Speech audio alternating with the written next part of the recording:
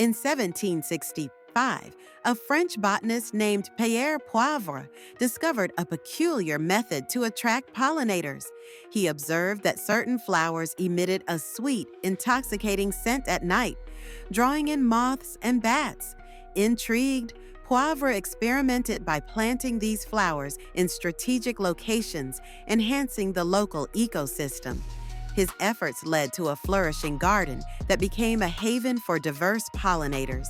This practice spread across Europe, revolutionizing gardening techniques. Could a simple scent change the course of nature? Poivre's legacy lives on, reminding us of the delicate balance between flora and fauna. His garden still thrives today, a testament to his innovative spirit.